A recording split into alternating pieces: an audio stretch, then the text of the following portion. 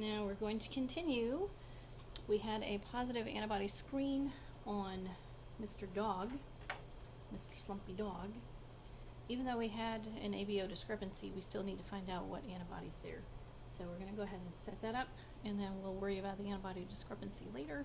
In the meantime, we can give him type O blood, and since he's Rh positive, we can give him type O positive, and that'll suffice until we can figure out the ABO discrepancy that happened earlier.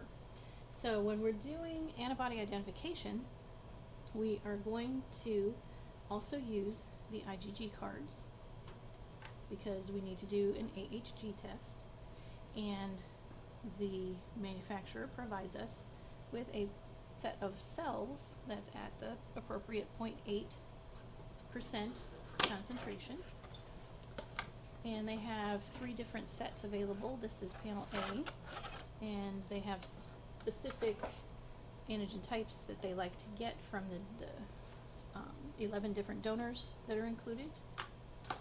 Each one of these bottles is a different donor. So this is Ted, this is Fred, you get the picture. And just like for our screen cells, we have an anagram to go along with it that tells us what antigens are on each of those donors' red cells. So we have, for example, this is cell number 1, and on our sheet we have cell number 1, and everything going across are the antigens that are either present or absent for this particular donor. If there is a plus, that means the antigen is present on that donor's red cells. If there is a 0, that means the antigen is absent. So for donor 1, for example, cell number 1, D positive, big C positive, big E negative, little c negative, little e positive. So, and we use these to help us identify what antibody might be present based on the reactions that we get. And we'll play with this some more after we get our panel set up. So you have 12 different cells corresponding to the 12 different or 11 different rows on here, and there are 12 spots here, so we will use our 12th spot to do an auto control to make sure we don't have any auto agglutination happening. If we do have a positive auto control, then we need to go down a different route. So for our auto control, we kept our cells. This is a 4% that we made up for the front type. We kept that, and to convert this from a 4% to a 0.8%, we just need to add some more diluent. So for the 4%, we had half an ml of diluent and 25 microliters of packed cells. For 0.8%, we need 1 ml of diluent and 12 and a half. So we've got 25 here. So if we add another ml of diluent, we'll add 1.5 ml, I believe, because we need 1 ml with 10 microliters. We actually have the equivalent of 2 of this as far as red cells, because remember, we can put in 12 and a half also, because that's what our pipette is. It's close enough to 10. So if we take this up to a total volume of 2 mils, that will give us a 0.8. So we've got half in there right now. Remember to squirt out 1 squirt so that you get a good, don't touch the tube, but put 1, 2, 3. Whoa, whew. That was slippery. And it's a good thing that that didn't spill. So now we have our 0.8 that we can use for our auto control. And we still have the plasma from Mr. Dog that we're going to use for the antibody as well. So now we need to label our gel card, and we're going to label it all the way across for Mr. Dog, and his number is 111 317. But here you need to include the lot number of the panel that you're using, because depending on if you end up being able to rule out everything based on your anagram and the results you get, you may have to take different panels and pull individual cells out so that you can get things ruled out the way that you need to be. It's a giant logic puzzle, but you need to be able to track what lot numbers you used and what cell number within that lot number of the panel that you used. So in this case, the lot number is on the bottle. It is VRA 340. So we have that on our cards so that we keep track. And this panel was QC'd separately, so we know that it works. And this is Mr. Dog 111 317, and it's panel VRA 340. And then last thing we want to do is put the numbers of the cells so that we know which one we're doing. So we're going to put, and you don't need Roman numerals this time. You can just put regular old Arabic numerals. So 1, 2, 3, 4, 5, 6, just like that. And 7, 8, 9, 10, 11, and then the last one is going to be auto control, which you can put AC. Just like that. Alright, and we looked at our tubes. Everything looks good for our microtubules and the gel cards. So now we're going to take off our foil and put it in the biohazard because the anti-IgG is human-based. So these have to go in the biohazard, and then you can not make that mistake. You can actually, these aren't going to fall out, so you can actually invert everything all at once, but you'll have to do it again when you actually pick up each bottle. Alright, so just like we were doing the type and screen, we need to put 50 microliters of cells in here. So we're going to put our volume to 50. We need a new tip for each bottle. And make sure it's resuspended. A lot of places will put the numbers on the caps, but you really should not be opening more than one bottle at a time. So I feel that is not necessary, but you want to make sure it's mixed. Squirt some back. This is number 1. It goes in tube number 1. 50 microliters. Cap it up. Go on to the next one. And you put your cells in first when you're doing gel. And you remember why, I am sure that you do. Because you don't want the plasma to start going down the column before it has a chance to interact with the red cells. So you put the cells in first, and then the plasma on top, and they can interact.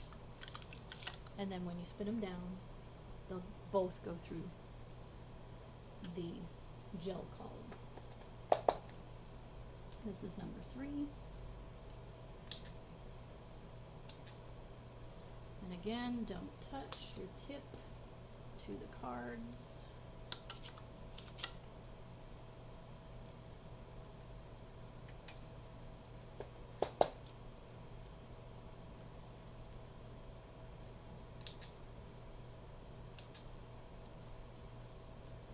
That's number 4. And what's nice when you actually go work in the blood banks, most of them have automation, unless they're really super small. And then you'll have to do them this way, or use manual solid phase, or tube testing. Here in Akron Children's, we do tube testing. And you always need to read your label and make sure you've got the right number matching up, because when I said that people will take certain ones out and use them for doing rule outs, they may not put them back in the right place. So always read and double check, and always scan and make sure everything is the same lot number for the panel that you're using. because again, they could have put it back in the wrong spot. That's number 6.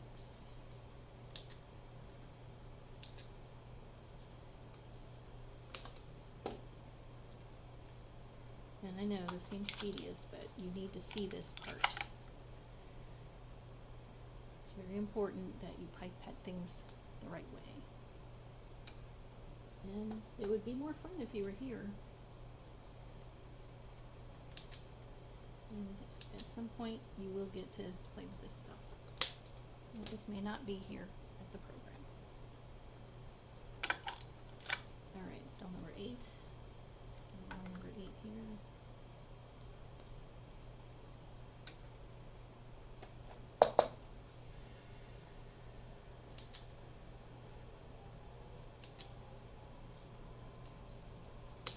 Again, don't touch the microtubes because the HG that's in there, that IgG reagent, will inactivate these cells. Or it could cause them to hemolyze, which I've seen as well. I've seen an entire panel hemolyze because somehow it got contaminated. And then that's $600 down the drain. These are not inexpensive reagents. So that's number 10.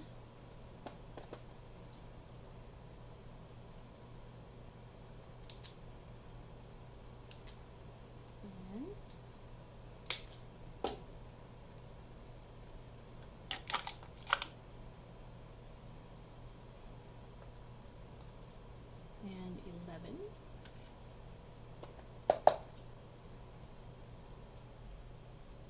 I love this pipette. It's so smooth. Now sometimes you'll have some that are like really old and beat up because they've been used so much. Then those aren't any fun. But brand new ones, and if the people take care of them right, they're really nice.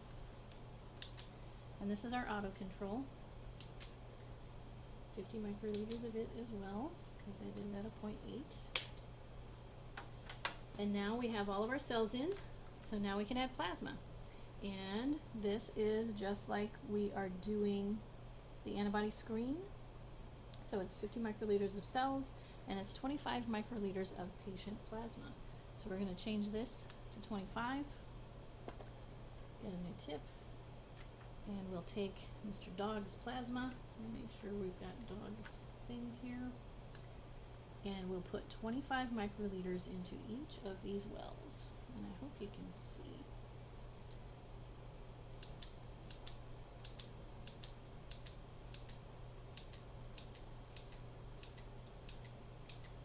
And if you take it all the way up to the top, you should be able to get everything with one. Oh, now it's stuck. Oh, sorry. With one. Okay, so the phone ran out of memory, so we had to clear that up before we continued. So we got to the point on the last section where we pipetted all of the patient plasma into the cards, and now the cards are in here incubating, and we have 5 minutes and 33 seconds left. And then we will go ahead and spin them in the centrifuge for 10 minutes at about 835 RPMs or 885, 895, something like that. You can find that information in the manual for the gel test. And then we will document those reactions and figure out what we need to do next. Alright, the last piece of our antibody ID, now that we have incubated and spun down the cards, is to document. So the first thing that we need to do is document the reactions that we got on our screen cells. And this is the lot number that we used for the antibody screen that we did. So we'll just transcribe that from here, because we know it is Mr. Slumpy Dog. So we will write his name on here, and this is a Xerox copy of the anagram that came with the antibody screen cells. So you can make as many copies as you want, and you can write on here however you want. His medical record number is 111317, and we know that we did this in gel, so we'll mark gel, and then AHG is the column that we want, and they leave this blank because you can use this for either tube or gel.